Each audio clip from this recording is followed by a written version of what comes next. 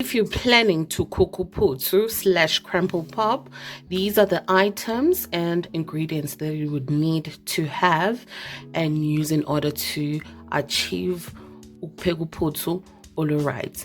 And reason why I'm gonna be using a stock country spread slash rama is because I want uphuthu lwami to contain that fluffiness, to contain that softness, and to prevent from being dry. Because if you don't use a rama or any country spread, it tends to become so dry and flaky. So yeah, so that's the reason why I'm gonna be using a stock. So stay tuned so that I can show you how to achieve ukwenza uphuthu slash krammelpap. So with the measurements of cooking uphuthu, it's gonna depend on you. How much do you want? So right now I've added 2 cups of water in this pot, and since I've added 2 cups of water, that means I'll have to add 3 cups of maize meal into this pot, because when you add 1 cup of water, you'll have to pour in 2 cups of maize meal. Water is boiling. We add 1 teaspoon of salt. Reason why we're adding 1 teaspoon of salt, we want to contain that flavor, we want taste, we want our uphuthu krammelpap to have taste, to have flavor.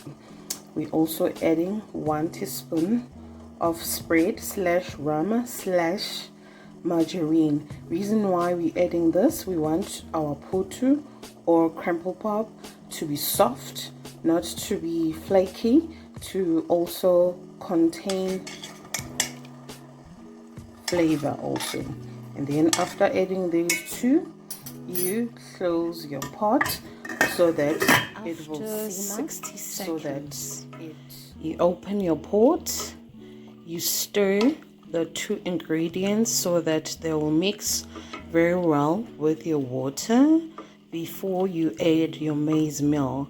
Remember, after adding in margarine and salt, you need to close your pot and let them simmer for like 60 seconds. And then after 60 seconds, you open your pot, you mix very well so that everything is gonna be blended so nicely, so that when you add your maize meal, you're not going to be having any unnecessary problems.